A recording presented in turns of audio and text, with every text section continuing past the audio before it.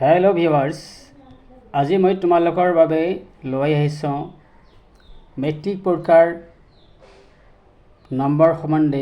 Matric পৰীক্ষাত কিমান number পালে পাছ কৰিব আৰু কোনটো বিষয়ত কোনটো টপিকত কিমান নম্বৰ থাকিব, এই সম্বন্ধে মই আজিৰ ভিডিঅ'টো আগবঢ়াইছোঁ। এজনে মোক প্ৰশ্ন কৰিছে মোৰ ভিডিঅ' ছেকশ্যনত প্ৰশ্ন কৰিছে যে গোটেই ছাবজেক্ট কেইটাত কিমান নম্বৰ পালেই পাছ কৰিব পাৰি।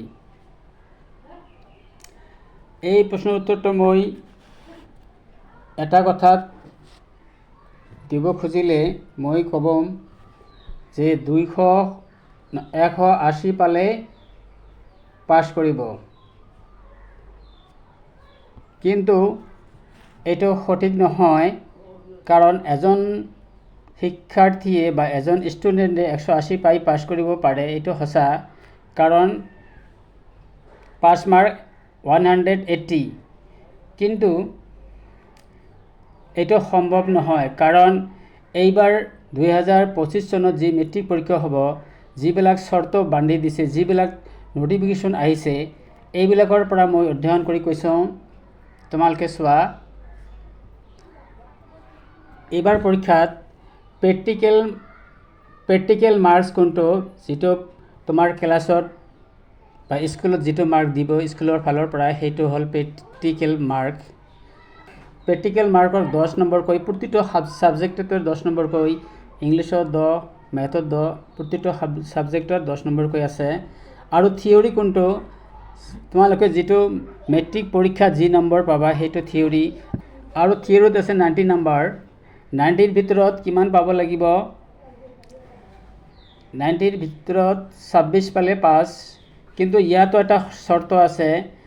এই থিয়ৰী পৰীক্ষাত, অৰ্থাৎ পৰীক্ষাখিনিত তোমালোকৰ দুটা ভাগত মাৰ্কটো বিভক্ত হৈ আছে। এটা ভাগ হ'ল MCQ, ইয়াত টোটাল 45 মাৰ্কৰ থাকিব। 45ৰ ভিতৰত কিমান পালে পাছ কৰিব? 13 পালে পাছ কৰিব, 13। আৰু এই থিয়ৰীত আৰু যিবিলাক ডেছক্ৰাইব টাইপ প্ৰশ্ন, অৰ্থাৎ বৰ্ণনামূলক যিবিলাক দীঘলীয়া প্ৰশ্ন আছে, সেইবিলাক 45 নম্বৰ থাকিব। আৰু সেইবিলাকৰ কিমান পাব লাগিব? 13 পাব লাগিব। তেনেহ'লে চোৱাচোন, আগৰ পৰীক্ষাতকৈ এইবাৰ পৰীক্ষা বহুত বেলেগ। এইবাৰ থিয়ৰীটো পাছ কৰিব লাগিব, প্ৰেক্টিকেলত পাছ কৰিব লাগিব, MCQটো পাছ কৰিব লাগিব, সেয়ে পাছ কৰিব পাৰিব।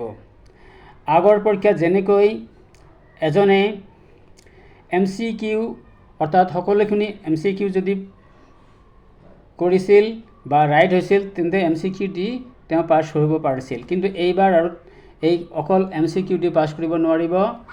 এইবাৰ MCQ 13 পাব লাগিব, আৰু ডেছক্ৰাইব টাইপ প্ৰশ্ন, দীঘলীয়া প্ৰশ্ন যিবিলাক লিখিব লাগে, সেইবিলাকত পাছ কৰিব লাগিব। অৰ্থাৎ 13 পাব লাগিব। 13 নাপালেই পাছ নকৰে। এতিয়া মাৰ্কৰ কথা কৈছোঁ। তোমালোকে জানে, তোমালোকৰ হয়তো বেলেগ বেলেগ ছাবজেক্ট থাকিব পাৰে, তথাপিও মই কৈছোঁ বেছিভাগেই ইংলিছটো কম্পালচৰি। ইয়াত 100 মাৰ্কৰ ভিতৰত 30 পালে পাছ।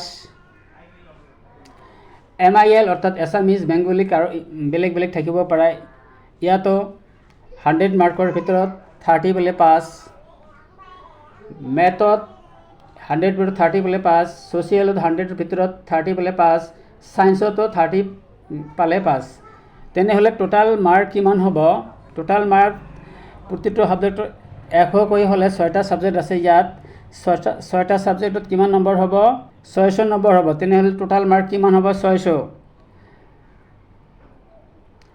আৰু পাছ মাৰ্ক কিমান হ'ব? এটা ছাবজেক্টত 30কৈ পাব গ'লে 36 কিমান হয়? 180 হয়। গতিকে পাছ মাৰ্ক 180। কিন্তু 180 পালে এইবাৰ পৰীক্ষাত পাছ নকৰিব, এইটো খাটাং। পাছ কৰিব হ'লে প্ৰত্যেকটোতেই পাছ কৰিব লাগিব। প্ৰেক্টিকেলতো পাছ কৰিব লাগিব। প্ৰেক্টিকেলৰ কথা নকওঁ মই, কিয় প্ৰেক্টিকেলত সকলোকে স্কুলৰ ছাৰে ভাল নম্বৰ দিয়ে, 8, 9, 10 এনেকৈ ফুল মাৰ্ক দিয়ে, গতিকে এইটোত পাছ কৰিবাই। কিন্তু এইবাৰ থিয়ৰীত যি ডেছক্ৰাইপটিভ কুৱেশ্যন আছে এইটোৰ লৈ অলপ চিন্তা। তোমালোকে এইবাৰ ডেছক্ৰাইব প্ৰশ্নবিলাক ভালদৰে চাবা, নহ'লে ফেইল কৰিবা। অলপ কিছু লিখিবলৈ চেষ্টা কৰিবা। এইবাৰ পৰীক্ষা সেইকাৰণে অলপ টাফ হৈছে। মই কওঁ টাফ নহয়, ডেছক্ৰাইব টাইপ কুৱেশ্যন অলপ বুজি পঢ়িলে কিবা লিখিলে পাছ কৰাটো, এই 13 পোৱাটো একেবাৰে সহজ। ডেছক্ৰাইব টাইপ কুৱেশ্যন লিখি মজা আছে যদি বুজা যায়।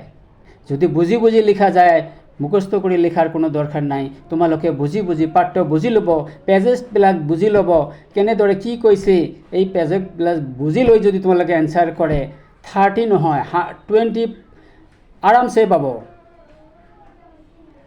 এইখিনিয়ে কৈ মই আৰু এটা কথা ভুলি গৈছোঁ। মেট্ৰিক পৰীক্ষাত টোটাল 600 নম্বৰৰ ভিতৰত পাছ মাৰ্ক 180, ছেকেণ্ড ডিভিজন 270 আৰু ফাৰ্ষ্ট ডিভিজন 360। বৰ্ডৰ ফালৰ পৰা যিখন নটিফিকেশ্যন আহিছে সেই নটিফিকেশ্যনখন মই চাইছোঁ। তোমালোকে বিচাৰিলে মই সেই নটিফিকেশ্যনখন তোমালোকৰ আগত দেখুৱাবলৈ চেষ্টা কৰিম। আজিলৈ ইমানেই। এই ভিডিঅ'টোৰ দ্বাৰা যদি উপকৃত হয় তেনেহ'লে মোৰ এই চেনেলটো ছাবস্ক্ৰাইব কৰি মোৰ ভিডিঅ'বিলাক চাব। ধন্যবাদ।